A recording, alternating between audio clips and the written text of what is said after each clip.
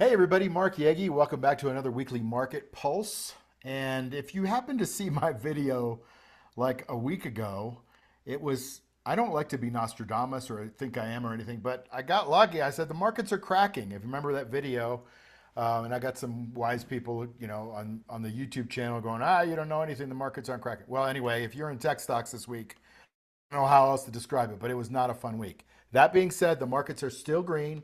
There's going to be some corrections during the week, during a month. There are going to be some givebacks of profit, and it felt like the world was ending a couple days ago for a lot of the street. Today we're up 1,000 points on the Dow, and things look really good. So let's talk about what we got going on here. I'm going to show you a couple of things.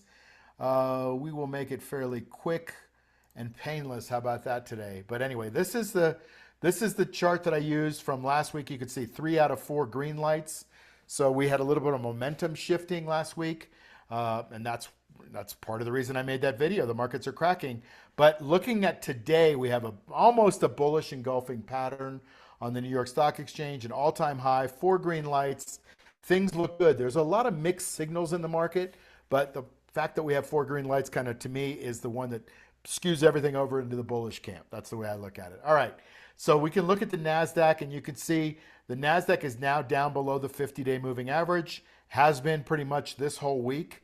That's not healthy, but this is the weakest one of all the 3 or 4 indexes that I watch. The S&P 500, just exactly today at the 50-day moving average. It's not good or bad, it is.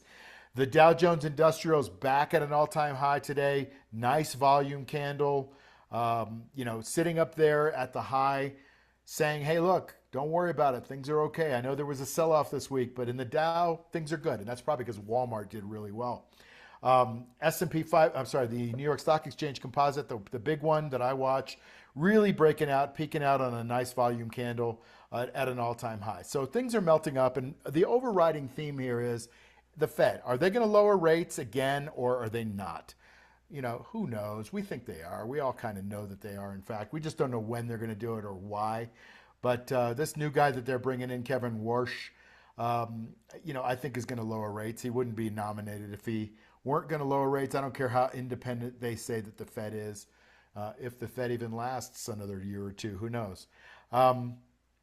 All right, let's keep going. The volatility index, you can see it spiked up over 20, which is above the mean, which means there was a little panic in the market this week. It's back down today, but that's telling us something. So remember what I said, mixed signals. I think we're getting a bunch of those. The Dow Jones Transport is part of the Dow theory, which basically says, look, if goods and services are moving around the country, then the Dow goes up. Well, that's kind of true. The Dow's at an all-time high, but look at the Dow Transports. They're performing 5 days in a row.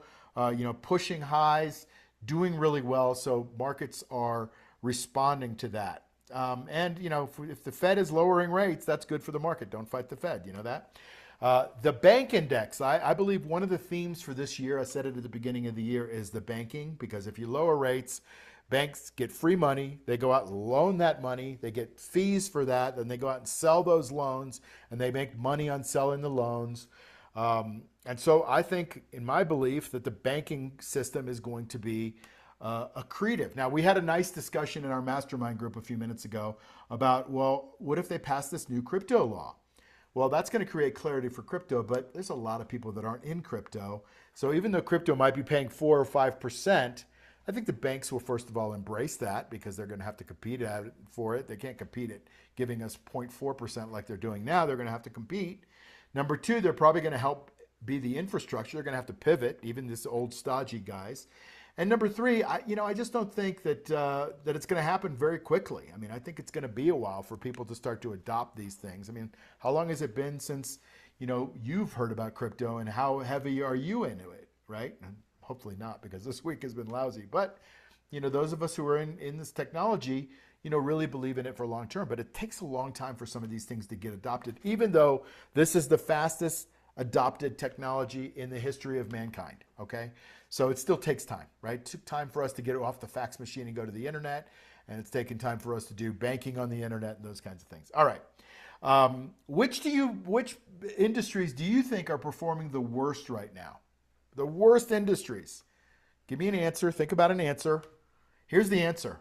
Here are the top, the bottom industries ranked out of 197 industries. Look, computer software, computer software, computer software, computer software. This is not just like a one-off. This is like the whole computer software business that's been doing unbelievably well for the last 35, 40 years is now in trouble because AI is supplanting software as a service, because AI is supplanting, writing code. It's supplanting people, right? Making them more efficient if you embrace it.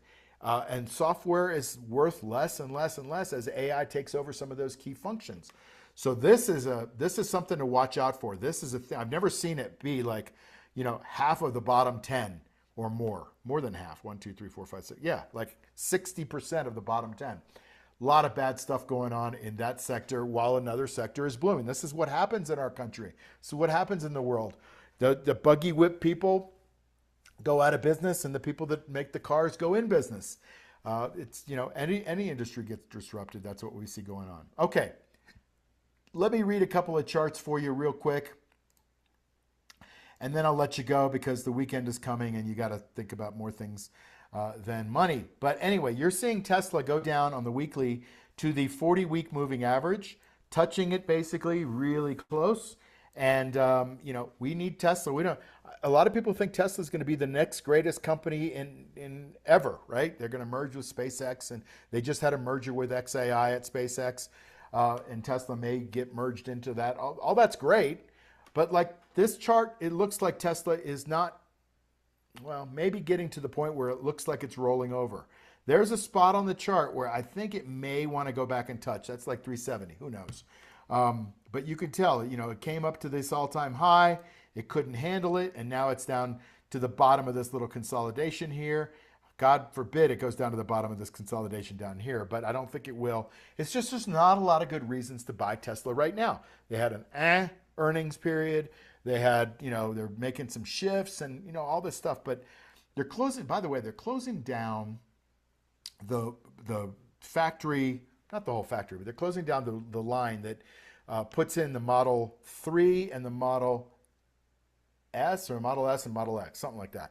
They're getting rid of 2 of their lines. They're not the most highly selling ones, but they are the luxury ones, and I kind of like them. But they're getting rid of those, and they're putting in Optimus robotic manufacturing, which means they're really making a pivot to robots. Cool. Well, there's going to be some great margins in robots and everything, but how many people do you know that have a robot? So this is Elon Musk. He comes up with these amazing ideas, and he's a revolutionary, and he says they'll be making them by the end of the year. I don't know if they're going to be making them by the end of the year. Sure seems like it's pretty hard to pivot a whole factory to making robots and having them hit the bottom line by the end of the year. So to me, I want to own Tesla. I love the concept. I love the guy. But I want to figure out, like, what's going to drive this company higher? Is it going to be future earnings? Because I don't see any earnings hitting the bottom line on the robot. Okay, enough of that. All right, let's go to another one. Apple. A lot of people trade Apple, and if you do covered calls on Apple, this is a pretty smooth thing to sit through, right?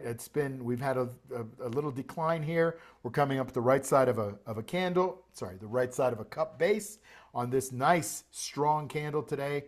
I like it. It's running into a little resistance here, but I think it's going for its all-time highs at 288. We shall see. Nvidia. A lot of people are like, Mark, you believe in AI so much. How come you're not, talking about Nvidia? Well, I don't talk about Nvidia because it's not at the right spot on the chart. That's such a critical thing for me.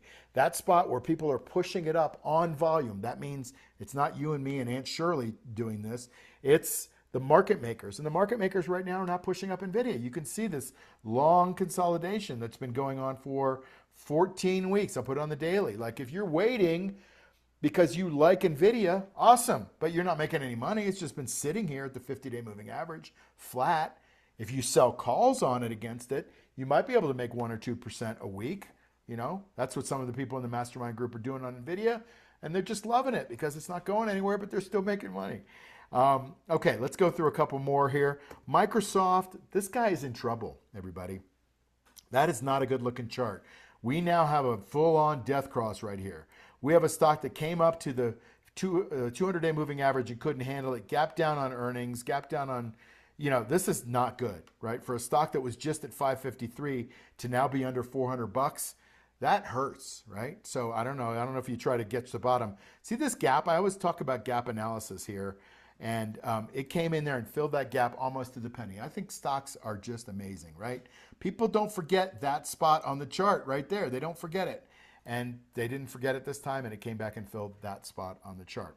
All right, one more. We are going to look at Google. And taking a look at Google, this stock is amazingly strong. Had a pretty lousy day yesterday on earnings, where it dipped down below the 50-day moving average, but today it's right above it. It's got to have a close here above this day before you can really start to think about getting into it. But it's right at a buy point in the second stage base. Things look really good on Google to me. They are the AI leader right now, certainly the AI leader in the big seven, Mag 7, whatever they call them. Anyway, I'll leave it there. Not a lot to go over this week, except we are still green, and the market did kind of suck for some people this week. But today is making up for a lot of that, certainly in my portfolio as well. So I hope you're doing fantastic. I have a thing called the $10,000 Dare. It's the 10K Dare Challenge. If you're interested in that, go to 10kdare.com, 10kdare.com.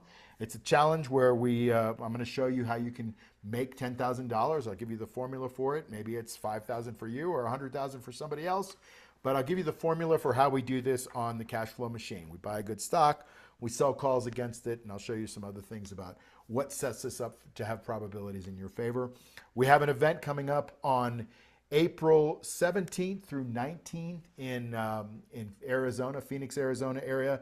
Love to see you there if you're interested. We have a link on our homepage, or link down below on our homepage as well. So start thinking about that and maybe get your tickets now, because we're going to limit it to about half the number of people that we had in Clearwater. We're going to limit it to 50 or 60 people. So we wanted to make a small room so that we can really talk theory about what we're doing to make income in our accounts.